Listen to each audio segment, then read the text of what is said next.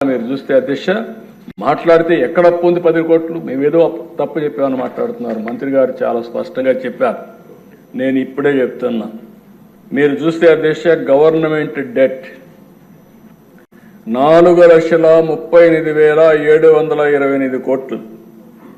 Public account liabilities అంటే ఉద్యోగస్తుల డబ్బులు కూడా మొత్తం వీళ్ళు తీసుకొని వాడేసే పరిస్థితికి వచ్చారు.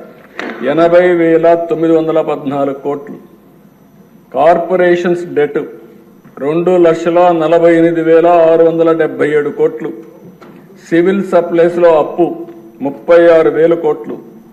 డ్యూ టు పవర్ సెక్టర్ లో వాళ్ళకి ఇవ్వాల్సింది 34,267 కోట్లు.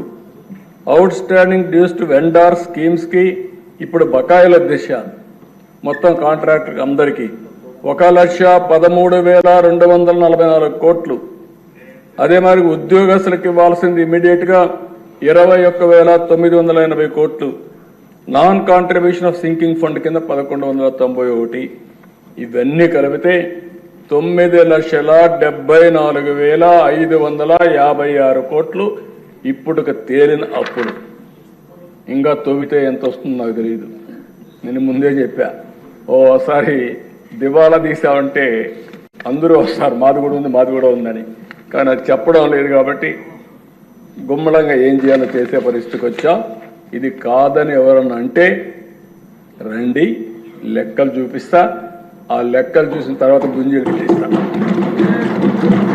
ఆశ అనుకోవద్దండి, ప్రజా జీవితాన్ని దుర్వినియోగం చేయొద్దండి. పిల్ల చేస్తూ వద్దు. లెక్కలు లెక్కలే. ఈ లెక్కల్ని ఎవ్వరు ఏమీ చేయలేరు. గవర్నమెంట్ దగ్గర మీరు అకౌంట్ దాచిపెట్టారు. ఈరోజు మేము ఏది కూడా దాపరికం లేదు. అందుకే అన్ని జీవోల్ని ఆన్లైన్లో